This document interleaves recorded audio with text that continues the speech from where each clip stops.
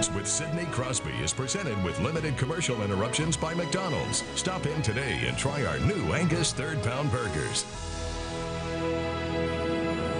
Sid, let's go back to the spring of 2007.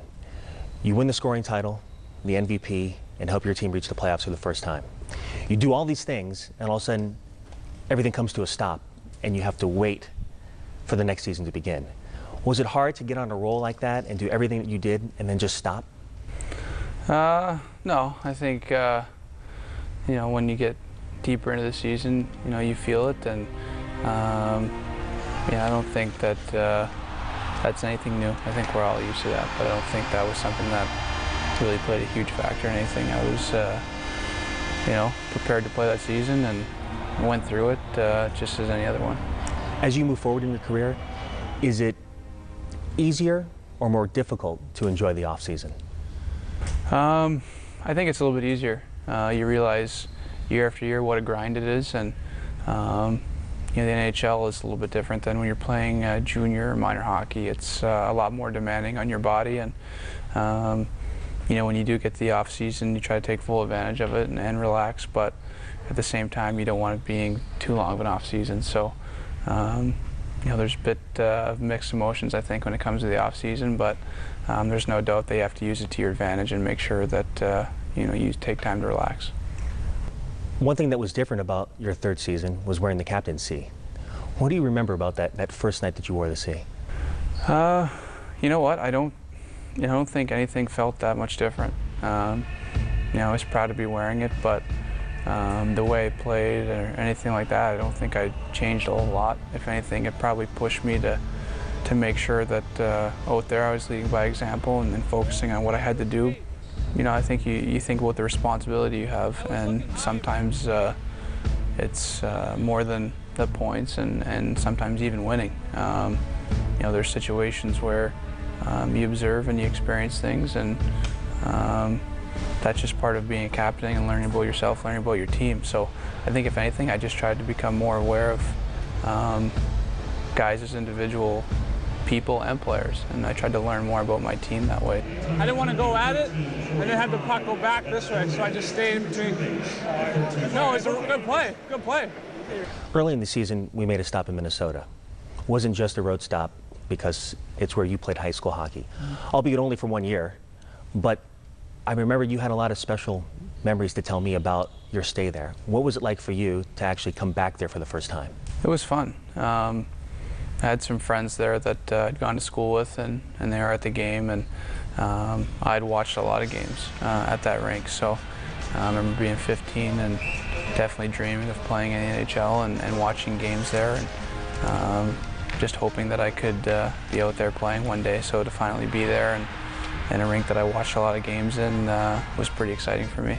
Did you feel like you had come full circle because you were playing in front of your former coach, that you put up 4 points, the team wins?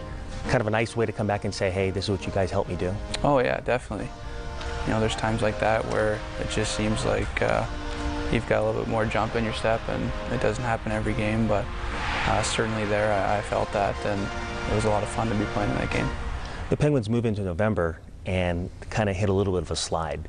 You drop 8 of 10 games, but then you win 7 of 8. At that point, what did you know about that team that maybe you didn't know before, and its ability to rebound?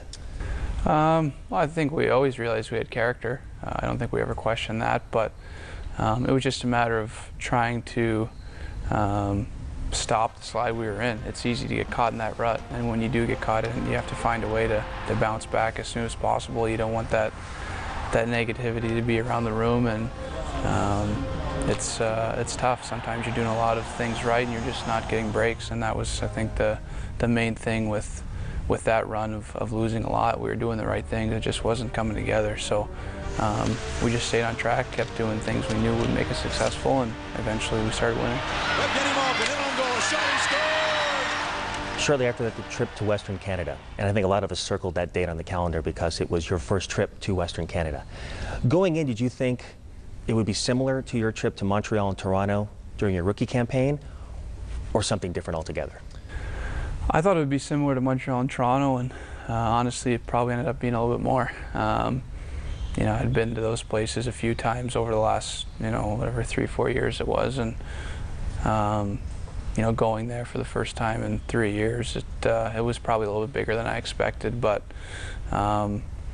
didn't change the way I approached anything or anything like that. It was just, a little bit more attention than probably, I would have normally expected in a Canadian city.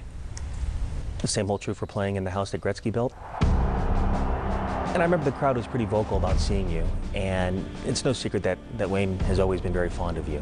But to go out and put up 3 assists, considering he's known for making a couple passes in his time, was it a little bit extra gratifying for you?